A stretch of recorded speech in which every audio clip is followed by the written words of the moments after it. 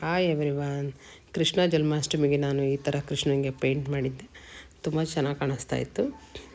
ಇವತ್ತು ನಮ್ಮ ಮನೆ ಪಕ್ಕದಲ್ಲಿ ನಮ್ಮ ಸಿಸ್ಟರ್ ಆಗಬೇಕು ತಂಗಿದು ಅದು ನೀರು ಎರೆಯೋ ಶಾಸ್ತ್ರ ಅಂತ ಹೇಳ್ತೀವಿ ನಮ್ಮ ಕಡೆಗೆ. ಅದು ಮಾಡ್ತಾಯಿದ್ವಿ. ಅದನ್ನೆಲ್ಲ ಮುಗಿದ್ಮೇಲೆ ಬಂದು ನಾನು ಪೂಜೆನ ಮಾಡ್ತಾಯಿದ್ದೀನಿ. ಕೃಷ್ಣನಿಗೆ ಅಭಿಷೇಕನ ಮಾಡಿದೆ.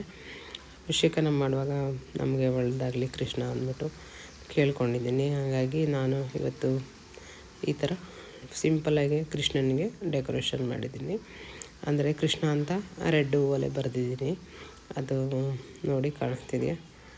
ಹಾಗೆ ದೇವರಿಗೆ ಬೆಳ್ಳಿ ದೀಪನ ಆರಾಧನೆ ಮಾಡೋಣ ಅಂದ್ಬಿಟ್ಟು ಬೆಳ್ಳಿ ದೀಪನ ಹಾಕಿ ಕೃಷ್ಣನಿಗೆ ಒಂದು ಹೂನಾರ ಮತ್ತು ತುಳಸಿನ ತಂದು ಮಾಲೆ ಥರ ಮಾಡಿ ನಮ್ಮ ಗುರು ರಾಘವೇಂದ್ರರದ್ದು ಇಟ್ಟು ಪೂಜೆ ಮಾಡಿದ್ದೀನಿ. ಹಾಗೆ ಇವರು ನಮ್ಮ ಲಕ್ಷ್ಮೀ ವೆಂಕಟರಮಣ ಮತ್ತು ಭೂದೇವಿ.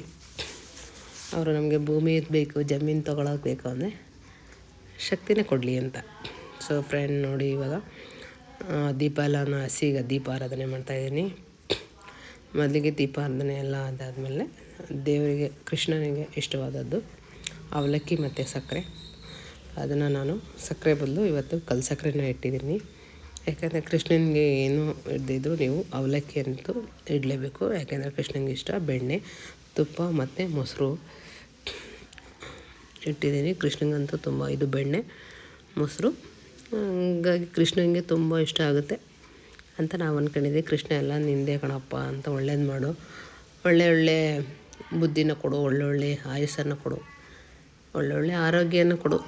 ಹಾಗೆ ಅತಿ ಹೆಚ್ಚಾಗಿ ನಮ್ಮ ಒಳ್ಳೆತನ ನಮ್ಮನ್ನು ಕಾಪಾಡಬೇಕು. ಒಳ್ಳೆಯವರಾಗಿರೋಕ್ಕೆ ನಾವು ಆದಷ್ಟು ದಿನ ಟ್ರೈ ಮಾಡೋಣ. ಯಾಕೆಂದರೆ ಕೊನೆಗೆ ನಮ್ಮನ್ನು ಕಾಯೋದೆ ನಮ್ಮ ಒಳ್ಳೆತನ. ಏನೇ ಮಾಡಿದ್ರೂ ನಾವು ಒಳ್ಳೆತನದಲ್ಲೇ ಮಾಡಬೇಕು. ಅದು ನನ್ನ ಪಾಲಿಸಿ.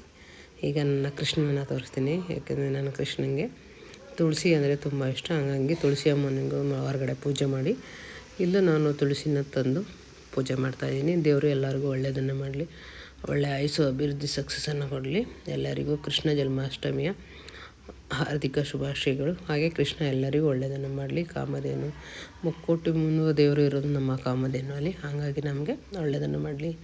ಹಾಗೆ ಬುದ್ಧಂ ಶರಣಂ ಗಚ್ಛಾಮಿ ಅಂತ ಬುದ್ಧರಿಗೂ ನಮಸ್ಕಾರ ಮಾಡ್ತಾ ಬನ್ನಿ. ಇವತ್ತು ನಾನು ನಿಮಗೆ ಕೃಷ್ಣ ಜನ್ಮಾಷ್ಟಮಿಯಿಂದ ದೇವ್ರದ್ದು ತೋರಿಸ್ಬೇಕು ಅಂತ ಹೇಳಿದ್ದೆ ನಿಮಗೆ. ಹಾಗಾಗಿ ಈ ವಿಡಿಯೋನ ಮಾಡ್ತಾಯಿದ್ದೀನಿ. ಫ್ರೆಂಡ್, ಹೀಗೆ ನೋಡ್ತಾಯಿರಿ. Thank you. ಬೆಳ್ಳಿ ಕನ್ನಡ ಯೂಟ್ಯೂಬ್ ಚಾನಲ್